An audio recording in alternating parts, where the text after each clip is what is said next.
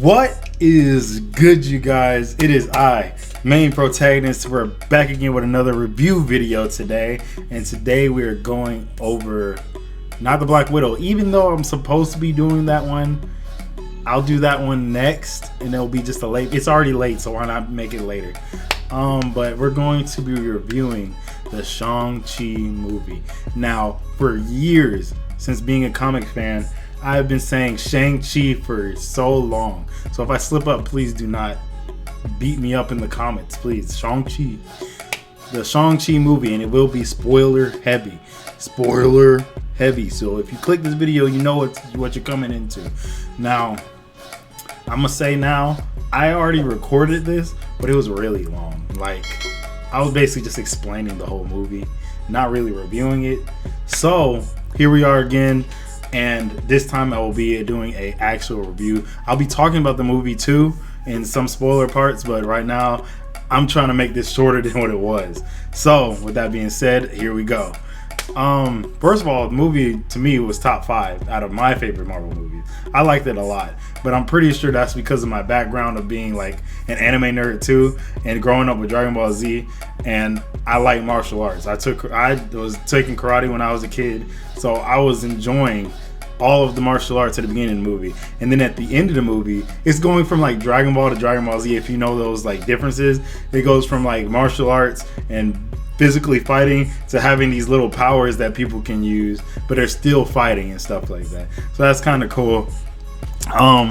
But the movie starts off pretty strong. It starts off like with the origin, not the origin story, but the start of knowing like how Shang-Chi's dad was 1,000 years ago. He was a conqueror, and he used his powers with the 10 rings to like beat everybody, because in ancient China they were, I don't know what they are. I'm not gonna say China, that's racist, but I'm gonna say I forgot what it was, where it was. I think it just said the 1,000 years ago, which is the time period. It didn't say a real time, but in ancient Asian culture, whatever it was, he was over there dominating with his little whip shields. So I am going to talk about the powers of the 10 rings. So first of all, it gives him immortality. That's why 1,000 years ago is when he was born and grew up. And then when he got those 10 rings, he stayed the same age that he was as long as he kept them on. They had projectile powers. So his energy, I'm pretty sure, it didn't say confirmed, but his energy was like, his chi from his body goes into the gauntlets. That's why it's certain colors for different people, I'm guessing. But he was able to throw projectiles with his gauntlets. Like, they have the energy around them, and he can toss them out and then reattract them back. Don't know how that works either, because other people can use the 10 rings. So it's kind of weird how they can get them. Like, I don't know. You'll see when you see the movie. But projectiles, energy fields, energy blasts, super strength technically, and he jumps real high, but he uses the projectiles of the 10 rings to make sure he doesn't land and splat onto the ground. So that's kind of cool.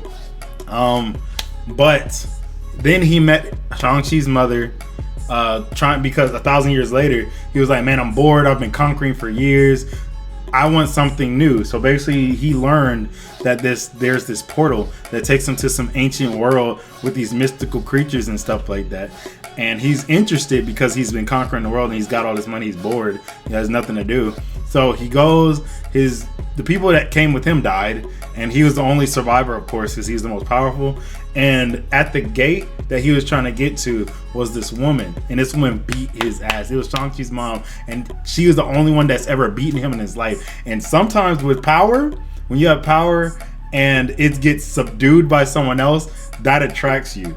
I know just some of y'all know that. Whenever like you're a boss, you have all this power, you're like, it's bored. When you go home and your wife is the one that tells you what to do, that's the way to go. So Shang-Chi's mom beat up his dad, and that's how they fell in love. And then he took off his rings, and his mom got banished from her village, which was the ancient world, because they said the dad couldn't come in there, he's not worthy, so you have to leave or come by yourself. So she decided love and go with him, and he decided love and take off the 10 rings while he raised his family.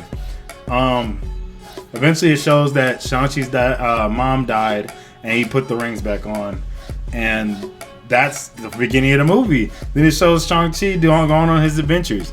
Now, I can say that I like how they slowly started progressing how Shang-Chi got to the world that he is now. So you all know Awkwafina's in the movie. An official Marvel character is Awkwafina. That is hilarious. Basically the love interest for Shang-Chi, if you want to know. Her name's Katie, and she's hilarious throughout the whole movie. And they're like a dynamic duo. Like, you need both of them. Both of their comic relief is great. But they go on this adventure. Then his dad meets up with them. He meets up with his sister. First of all, Abomination was in the movie, but he was in the movie literally to fight Wong, and that was it. Wong beat him. I'm gonna say that. And that was the end of seeing Abomination. He went back to the raft. He's cool. I thought he broke out, but he didn't. He actually was just fighting, and then he had to go back to his prison and stuff like that. But the introduction to the movie was great. The build up to knowing what happened to Shang-Chi, like how he escaped his dad and went into this normal ass world, was explained to Katie basically.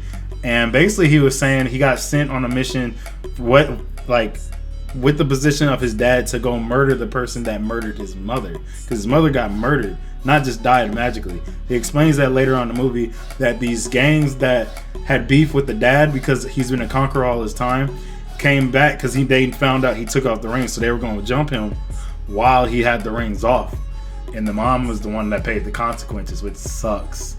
But yeah, he got sent by his dad to go kill the guy. He told Katie he didn't kill the guy, he couldn't go along with it, but he did murk that man. Imagine that, your mom dies from you know who did it, and you see that man, you're not gonna let that man live. That man's...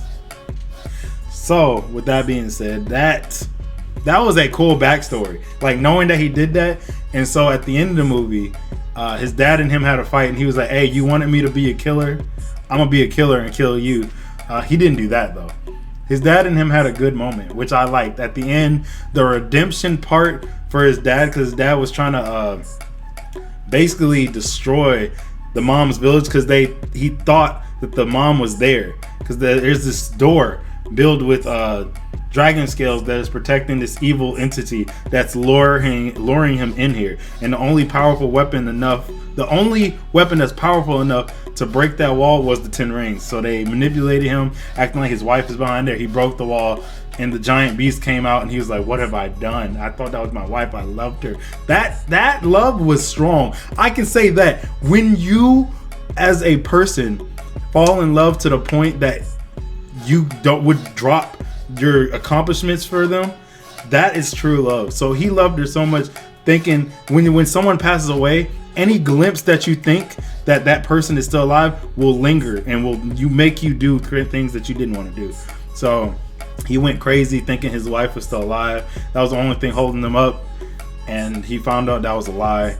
So in his redemption, he sacrificed himself to save his son from the evil entity of taking his soul. And then the Shang-Chi adapted the 10 rings. He was given the 10 rings from his father in that last moments, and his energy is like his mother's, orange, I believe, and that's kind of cool.